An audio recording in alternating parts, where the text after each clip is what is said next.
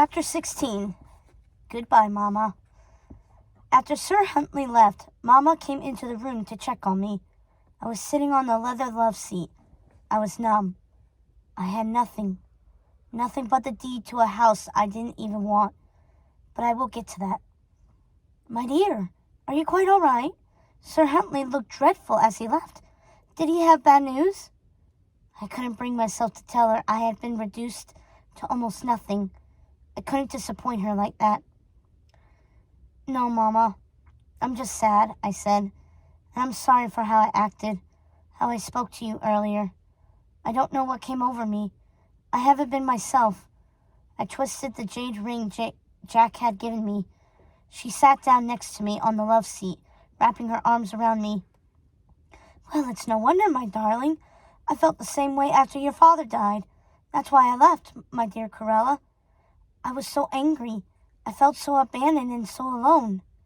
She wouldn't have been alone if she had stayed home with me, I thought. But I didn't say so. I had lost everyone I loved. I didn't want to lose my mother as well, even if I was confused and angered by her choices. I was afraid of taking my anger out on you after your father died, my Corella, she said. But I thought of you every day I was gone. I smiled at her. And you sent me gifts. I knew you were thinking of me. I knew you loved me, Mama. My heart softened to her. I felt like I understood her better now that I was suffering the same way she had. But we are both in the same boat now, aren't we, dear?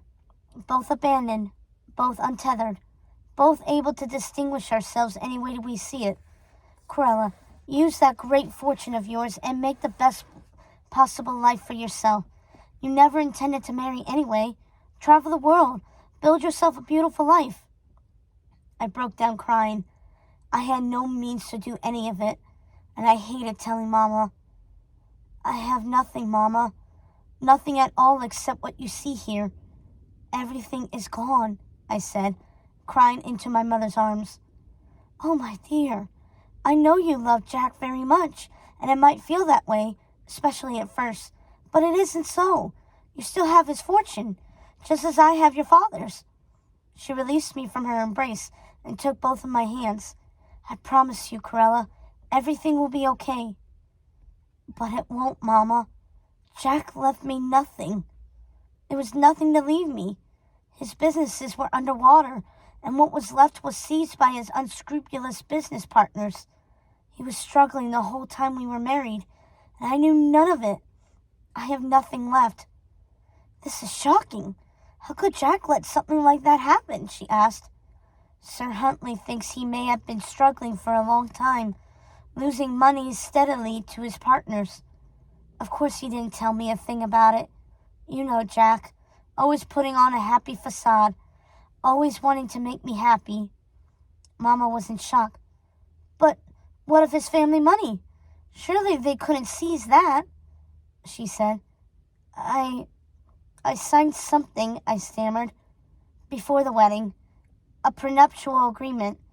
I didn't think anything of it at the time.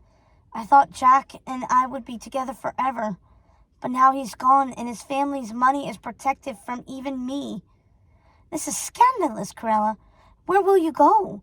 What will you do to support yourself? I don't understand how this could have happened. She was hysterical, and it wasn't helping. I think it's my fault, Mama. Maybe if I hadn't hidden away after Jack died, I could have fought it all. But Sir Huntley said there was nothing I could have done. Well, Corella, then he is right. If he says there was nothing you could have done, then there is no sense in thinking otherwise. I would just like to know how you expected to live. I can't believe Jack would leave you penniless. She stood abruptly from the love seat and walked over to the fireplace.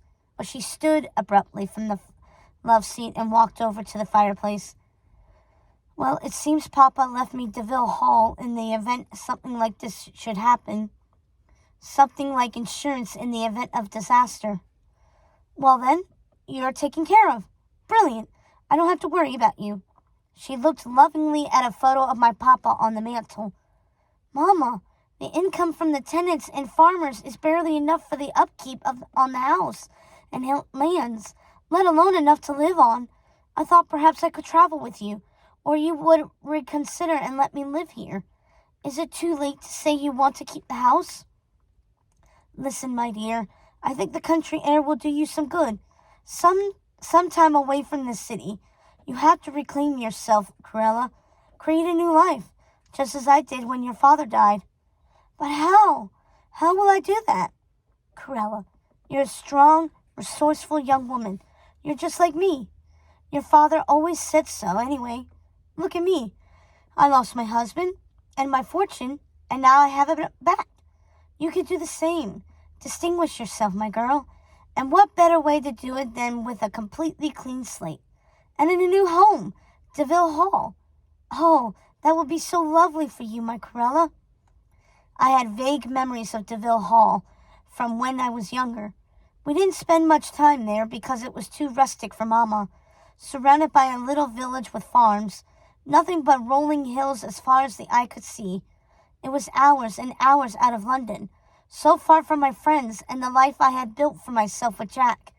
I felt as if I was being exiled, hidden away so my mother wouldn't be embarrassed by her penniless daughter, hidden away because I had been withered and aged by my grief. What better place to send me than the old DeVil estate in the country, a place that would later be known as Hell Hall.